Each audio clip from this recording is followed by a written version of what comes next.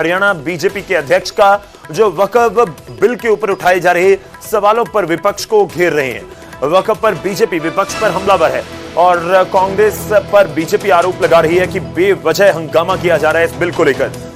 Haryana BJP के अध्यक्ष मोहनलाल बड़ौदी का बयान सामने आया। उन्होंने कहा कि अच्छे कामों में भी विपक्ष हंगामा कर रहा है। धारा 370 पर भी विपक्ष ने खूब बवाल किया था और अब इस बिल को लेकर भी सवाल उठाए जा रहे हैं।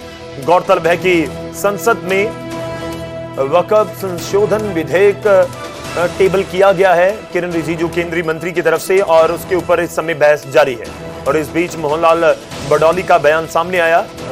प्रदेश अध्यक्ष हैं हरियाणा बीजेपी के और उनकी तरफ से विपक्ष को घेरा जा रहा है और जिक्र किया जा रहा है कि बेवजह विपक्ष या सीधे तौर पर कांग्रेस पर आरोप है कि बेवजह कांग्रेस इस मामले पर बवाल कर रही है, हंगामा कर रही है और कुछ इस तरह का बवाल धारा 370 जब हटाई गई थी जम्मू कश्मीर से तब भी किया गया था।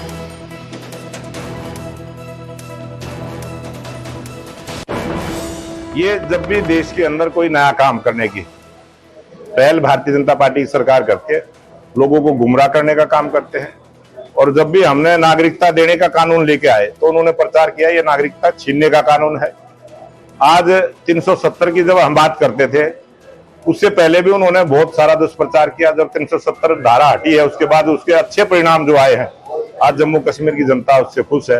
और ये वक्फ बोर्ड जो गरीब परिवार मुसलमान भाइयों की जो सहायता करने के लिए बोर्ड की गठन जिस भाव के साथ की थी, उन गरीब मुसलमान भाइयों को उनका अधिकार मिले, उनका हक मिले, उसको न्याय देने के लिए गरीब मुसलमानों के लिए हम ये संशोधन बिल लेके आ रहे हैं। चलिए सीधा आपको लेके चलते हैं अब संसद, जहां पर वक्फ बिल के ऊपर इस समय चर्चा जारी है। करीब 8 घंटे का समय रखा गया है, हर पार्टी को बोलने का मौका दिया जा रहा है और इस बीच आपको लिए चलते हैं Lok Sabha. Prime minister, I quote, I have a great deal of evidence to show an organization which is in the nature of a private army and which is definitely proceeding the strictest Nazi lines, even following the tyranny of organization. The Nazi party brought Germany to ruin, and I have little doubt if these tendencies are allowed to spread and increase in India, they would do enormous injuries to India. No doubt, India would survive, but she would be grievously wounded and would take long time to recover, unquote. Who said it? Pandit Jawaharlal Nehru. What is the organization? RSS. I want this government. Don't go along with RSS. तो संसद में इस bill के ऊपर इस समय चर्चा जारी है। जो जानकारी यह भी है कि इस बिल को आज ही सरकार पास करवाने की कोशिश में जरूर है कि लगभग 8 घंटे की ये चर्चा, उसके बाद इस बिल को लोकसभा में पास करवा दिया जाए।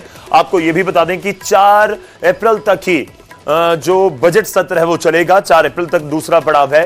4 अप्रैल को जो सदन की कार्यवाही है उसे स्थगित कर दिया जाएगा।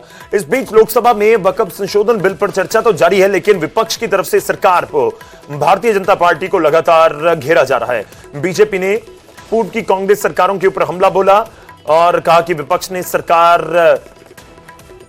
की तरफ से सरकार पर आरोप लगाए गए हैं कि सरकार की नजर मुसलमानों की जमीन के ऊपर है। और इस बीच प्रदर्शन होते हुए नजर आए हैं और उसकी भी कुछ आपको तस्वीरें हम दिखा रहे हैं। कुछ मुस्लिम समुदाय के लोगों की तरफ से भी इस बिल का समर्थन किया जा रहा है। इससे पहले 3 तलाक बिल को लेकर भी अलग अलग राय देखने को मिली थी, लेकिन इस बीच लोकसभा में वक्फ संशोधन बिल पर इस समय चर्चा जारी है।